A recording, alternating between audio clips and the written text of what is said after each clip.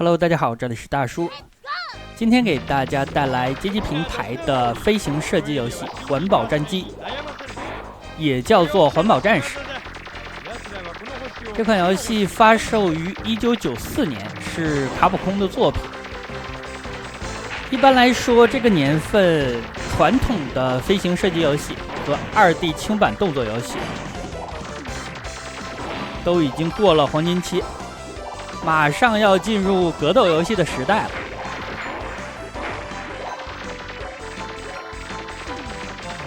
这个游戏还是比较冷门的，因为刚刚发售的时候它是以租赁的形式，导致机台不是很多。游戏的素质还是不错的。系统方面，武器分为主武器和副武器。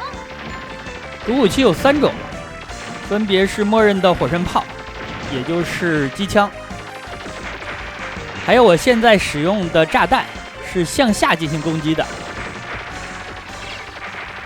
这个攻击方式有一点像沙罗曼蛇的2个能量胶囊换来的武器。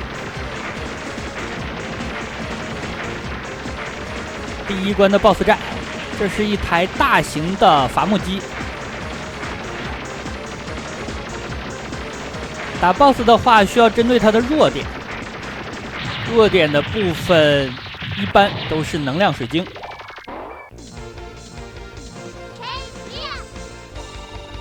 游戏整体的流程是7关，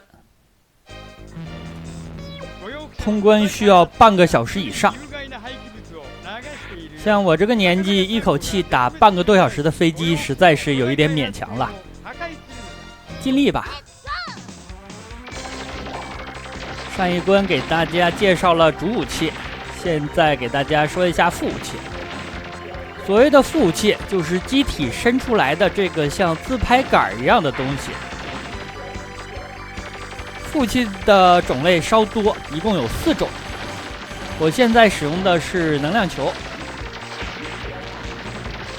其他3种也依次会给大家演示。那现在捡到的是链球，另外还有光剑和跟踪球。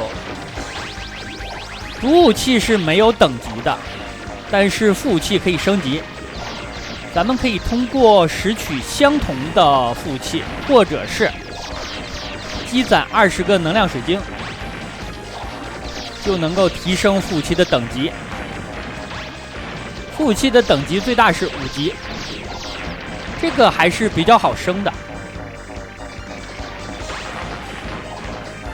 副武器有2个特点，首先是它能够通过连续的攻击进行蓄力，蓄力满了之后就可以进行强力的攻击。不同的副武器蓄力攻击方式是不一样的。第2点呢，是副武器可以给咱们抵挡子弹。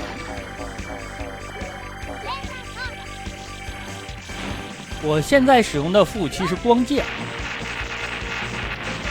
光剑的攻击距离看起来短，但如果你甩起来，它射的就远了呀。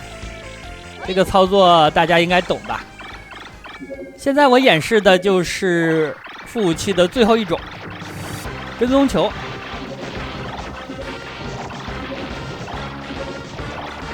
那么主武器和副武器是有很多种组合方式的。一般来说，咱们的攻击主要就是依靠副武器，但主武器也不是一点用处也没有。比如说，可以跟踪的主武器就可以弥补一下咱们的攻击死角。我现在使用的炸弹类副武器，虽然它的攻击方式不是很好，一个小的抛物线，但它的攻击力很高。一般来说，高手比较喜欢使用这个。打 BOSS 的时候，对 BOSS 的弱点进行起脸输出，再配合上链球，输出非常高。一般速通用到这个组合。跟踪弹和能量球的组合就比较安逸。能量球的攻击范围很广，并且它的蓄力攻击是跟踪的。主武器也可以进行跟踪，这样的话不用频繁的走位进行瞄准。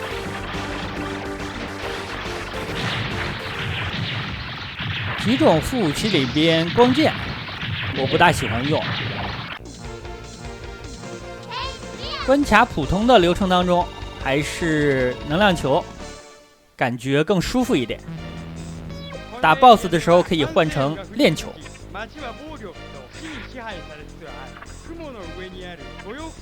游戏的操作一共是3个按键，分别是攻击键。这个攻击键可以同时发动主武器和副武器。另外2个按键，一个是顺时针转动你的副武器，一个是逆时针转动。这个要考虑清楚了，因为副武器不仅可以输出，还可以帮助咱们抵挡敌方的子弹。尤其是在 BOSS 战的时候，当敌方的弹幕比较密，这个时候你的副武器位置就要操作的得心应手，才能够对自己的飞机进行有效的保护。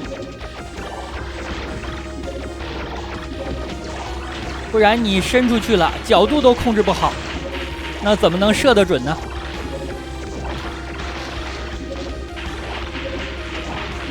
已经是第3关了，前面关卡的流程稍短，越到后面是越长的，尤其是第6关还有第7关。这个长度主要是2个方面的原因造成的。首先，它确实就是长啊。另外就是主观的因素了。后面的关卡 BOSS 比较多，像咱们这些普通玩家，如果不使用速通的打法，每个 BOSS 耽误的时间就很长。这个也无法避免，因为这款游戏没有炸弹。没有炸弹的飞行射击游戏还是横版，给我的感觉就不太安全。像是沙漏曼蛇系列还有宇宙巡航机系列，虽然它也没有炸弹，但起码它给了你保护罩，你套着这个保护罩它就安全了不少。你如果不戴着安全罩的话，虽然玩起来比较刺激，但安全性就差了很多呀。这就是一种取舍吧。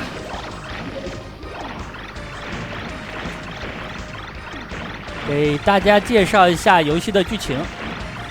故事发生在未来，人类已经开始了在银河系进行星际殖民。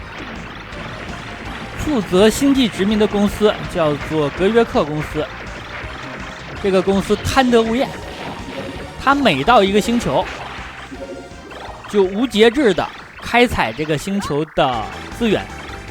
在这款游戏的背景故事当中，这种资源主要指的就是能量水晶，也就是咱们每关打的 BOSS 的弱点的部分。格约克公司的这种做法对环境造成了巨大的破坏。来自于埃尔伍德星的莫利博士发明了2架作战飞行器，分别交给了自己的侄子艾斯还有侄女妮妮来进行驾驶，反抗格约克公司。前面的几关每一关都是要解决格约克公司对环境的一种破坏方式。比如说第1关就是要破坏格约克公司的大型树木砍伐机，解决滥砍滥伐的问题。第2关是解决污水排放，第3关是解决酸雨的问题。咱们刚才打的第3关 BOSS 就是一台酸雨云制造机。这个公司也太损了吧，制造这玩意儿有什么用啊？第4关要解决的是空气被污染，地表的植被被破坏造成的土地荒漠化。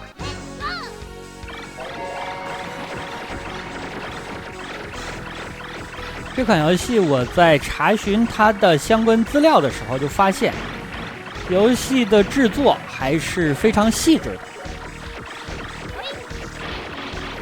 双打的话，2P 的飞行器是红色的，虽然在游戏里边只是给你换了一个皮，但是这2个飞行器在设定资料上是有区别的。艾斯驾驶的蓝色飞行器，它的长度是5米，重量是12吨。妮妮驾驶的红色飞行器，长度是4.5米，重量是12.5吨。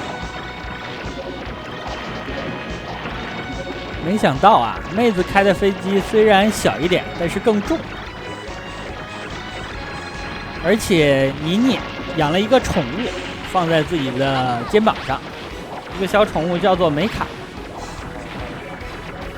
是一只小鸡。这个设定啊，在游戏当中你是体现不出来的，可能是对人物性格的塑造有帮助。因为格约克公司是破坏环境的，那主人公当然是要爱护自然，喜欢小动物，类似于这样一个人设。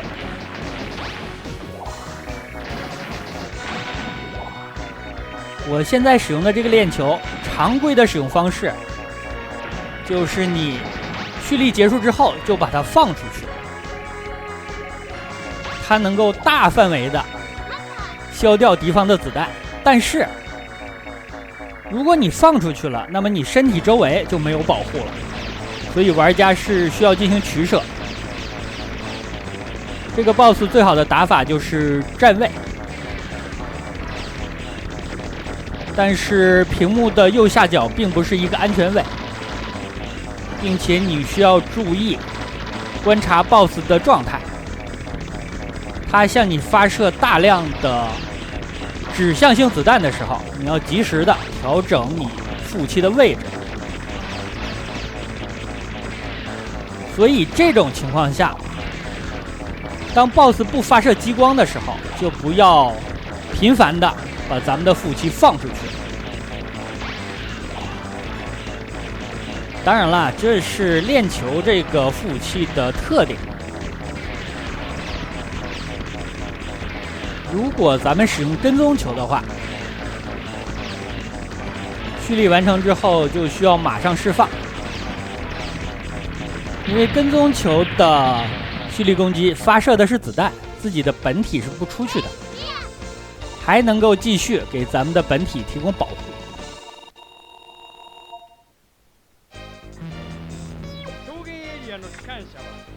第5关是要破坏格约克公司的资源运输车，这就属于主动攻击了。每关开始的时候都会有真人的语音来交代本关的目的。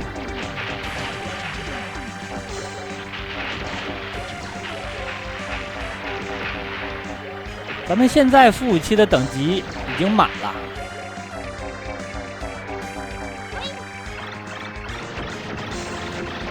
这个地方又换成了跟踪球，给大家看一下跟踪球的攻击方式。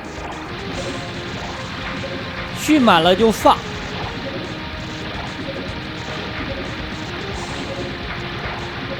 但是也能够比较直观的观察到，跟踪球的保护范围明显比链球要小。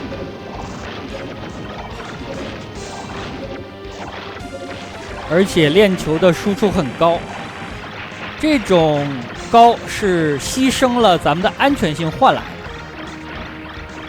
如果想要极致的进行输出，必须把链球怼到 BOSS 的脸上，也不用频繁的释放蓄力攻击，就把你的链球放在 BOSS 的脸上就行了。再配合上主武器炸弹，一般的 BOSS 都挺不过30秒。但是你在那儿放着不动，对面是动的呀，所以你要配合他，他动你也跟着动，最好是能够同步，这个听起来有点难，但玩的久了，自然就有经验了。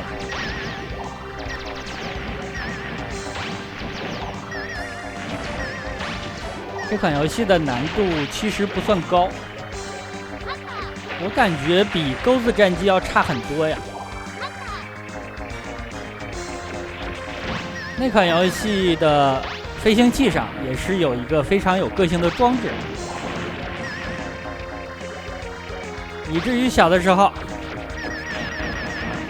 有人会说本作是钩子战机的2代。我听了这种说法之后，我就想是个鬼2代啊。那个是钩子战机啊，这个是锤子战机，能一样吗？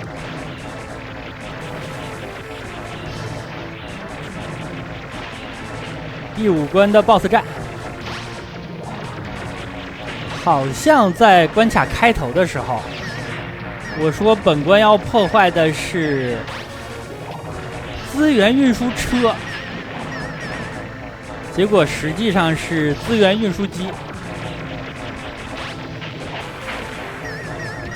犯了方向性错误啊！一个在地上，一个在天上。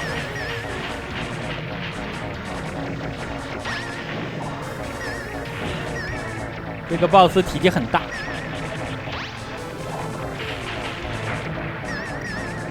而且它后面是有一个核心的。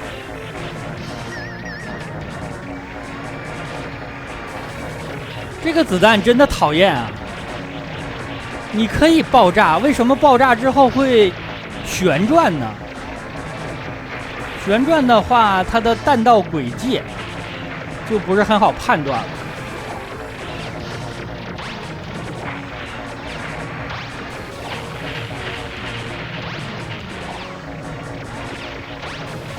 咱们是从运输机的右下方开始拆，现在拆到了上方。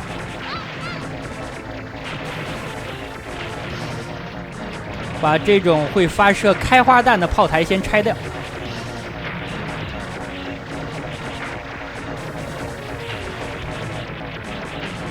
有锤子真的是安全不少啊！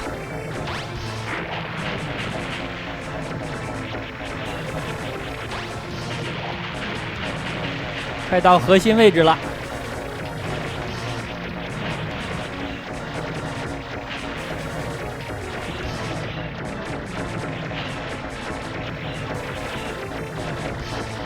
尾部的这几个炮台其实不用拆，但是我手欠啊。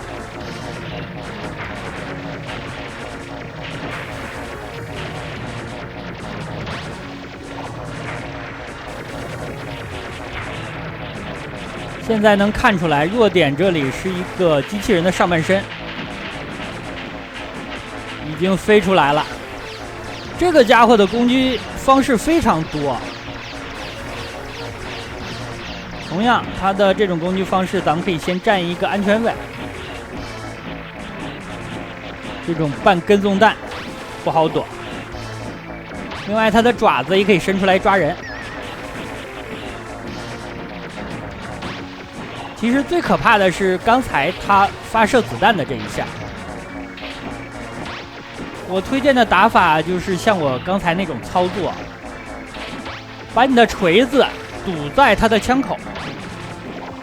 这样它的子弹就大部分发射不出来，威胁就小多了。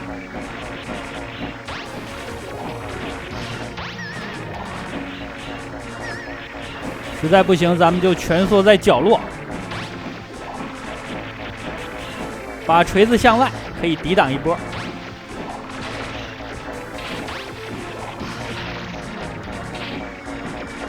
这个 BOSS 倒是不难打，但是它的弱点太小了呀，就是它的头部的能量水晶。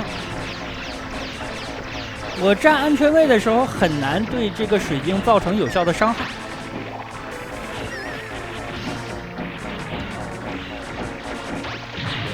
往角落里边走是我最后一招了，毕竟咱们也没有炸弹。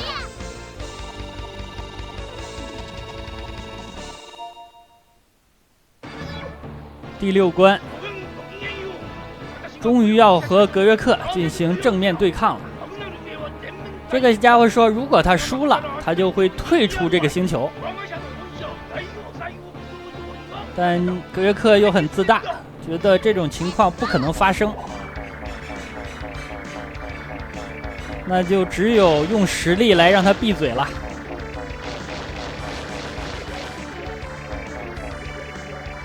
第6关开始，难度上了一个台阶。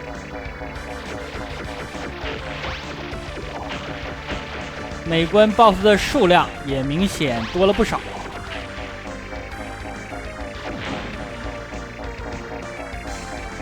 这里的字母就是主武器。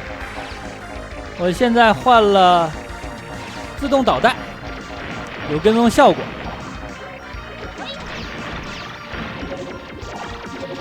副武器再换上跟踪球，这就是最安逸的组合了。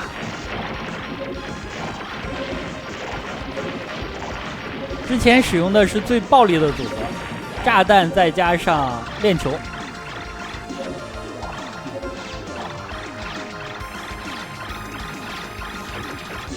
使用当前的组合要注意，频繁的释放你的蓄力攻击。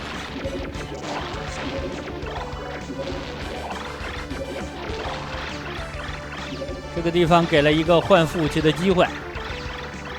要打 BOSS 了，还是换链球吧。BOSS 是一只垃圾怪，这个核心把很多的垃圾吸附到一起，然后形成了一个垃圾龙卷风。我打这个 BOSS 的时候就在想，像这种 BOSS 红白机一般是不会设计的，因为它身上每一个垃圾组件都是单独的活动块。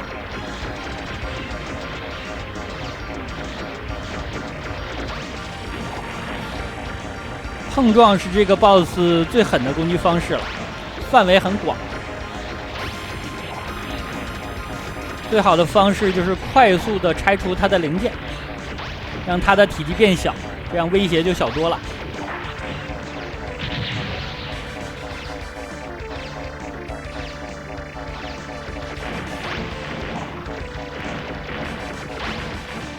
又是一个小 BOSS， 这都是之前咱们打过的，但看起来比第一次出场强了不少。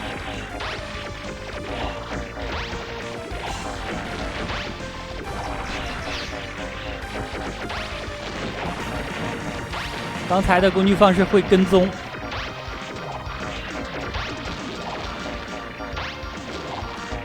副武器的话我不能换了。前方不远就是 BOSS 战。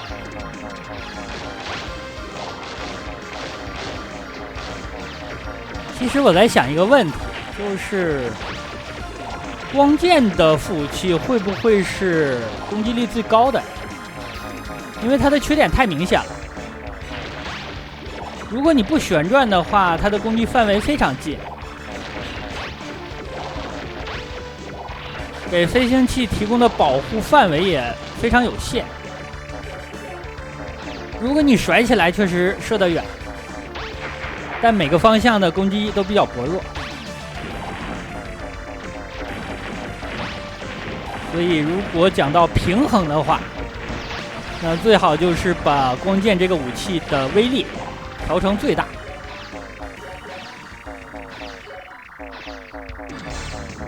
第6关的 BOSS 战，这是一个大型的飞船。这个飞船有一个名字，听了名字你就可以知道，格约克这个家伙是多么自恋了。这个飞行器的名字叫做伟大的格约克号。它最有威胁的攻击方式就是胸部的跟踪导弹。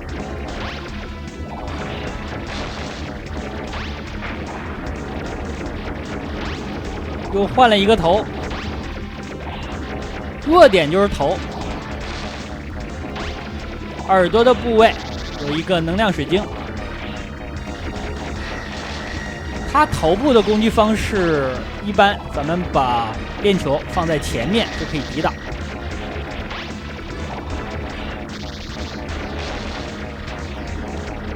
需要小心的就是这些跟踪弹。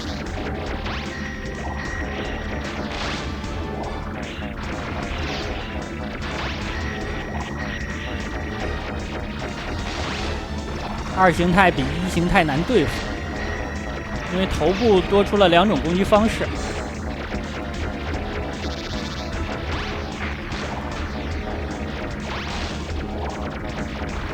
把后面的脑壳打爆了。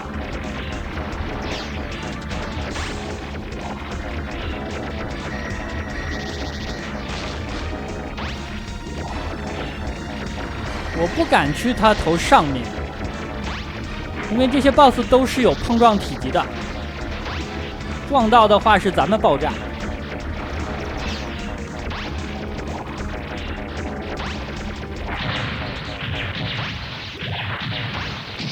下一关就是和格约克公司的决战了。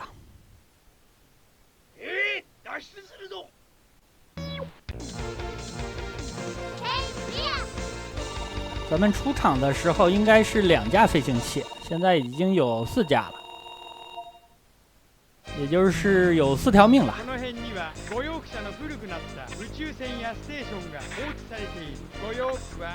我发现打飞机的话，半个小时是我的极限了呀。打上一关 BOSS 的时候，已经出现了注意力不集中的情况。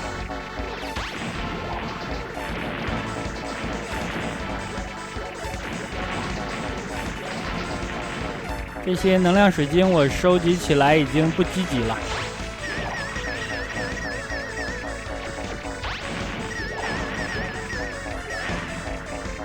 这种像蜗牛一样的敌人，还有敌方飞行的机器人发射激光的，后面会组合出现。如果同时出现这2种敌人的话，那屏幕的正中间就是一个安全位。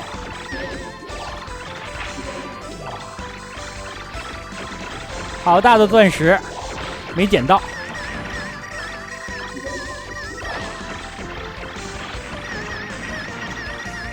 本关的关卡长度主要就是 BOSS 支撑的。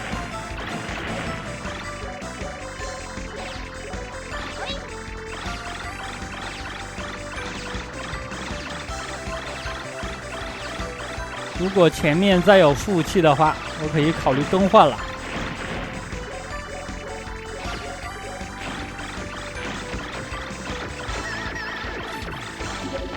就是这个地方，咱们要站中间。正面的小型子弹就要依靠副武器来挡了。刚才的主武器没换成。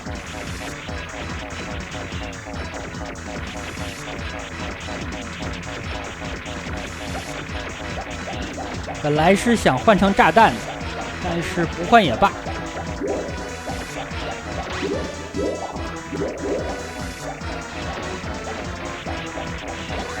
毕竟即使换了炸弹，我也无法做到时刻贴着 BOSS 脸的。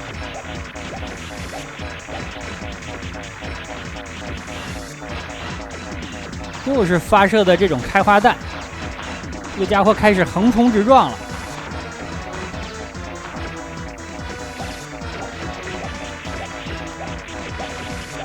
BOSS 的造型看起来像一只非常大的苍蝇，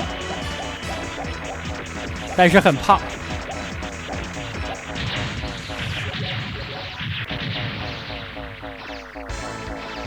给了一个副武器，后面应该还可以换。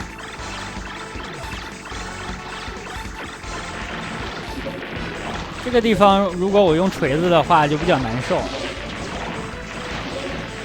敌人很多，也比较分散。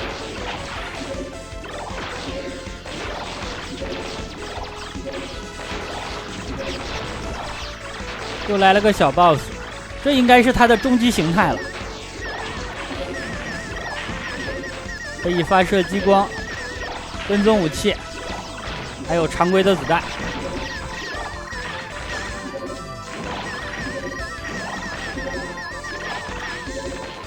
虽然看起来很凶，但是咱们左上角有安全位。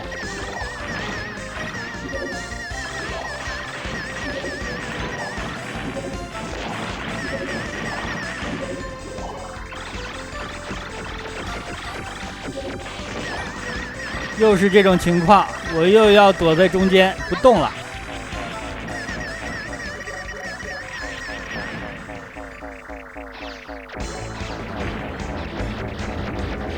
开始最终 BOSS 2连战。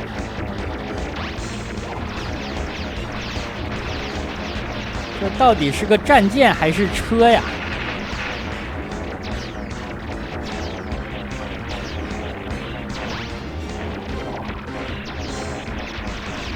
？BOSS 战屏幕的范围还是不小的，1/3。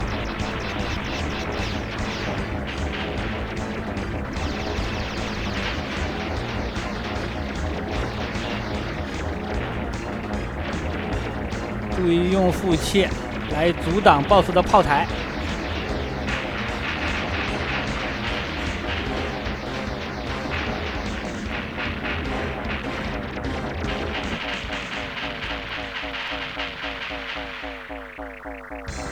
飞出来一架小飞行器，格约克应该就在里边。这里就是最终 BOSS 战了。这个家伙的审美实在是不怎么着啊！他刚才释放闪电这一下是他最笨的攻击方式了。只有飞出来的闪电具有攻击判定。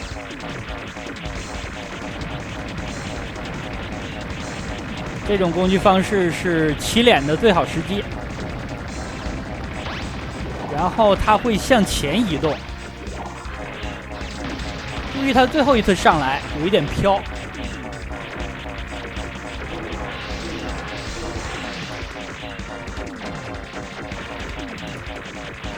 这家伙最难处理的就是跟踪弹。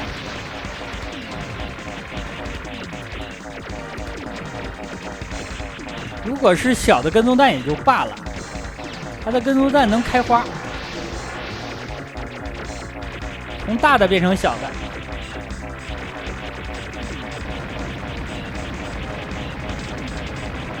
应该是第5次上来的时候，速度会变慢，然后往前走。这样咱们走位不注意的话，很容易被他逼到角落。打完了。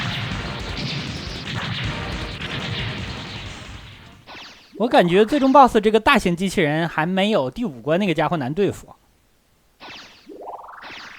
整体来看，游戏的素质还是非常不错的，但是有点生不逢时。作为一款2D 的飞行射击游戏，推出的年代稍晚，另外发售方式也对它的销量造成了影响。那好吧，这样一款街机平台的飞行射击游戏《环保战机》就给大家录制到这里，感谢大家收看，咱们下个游戏再见。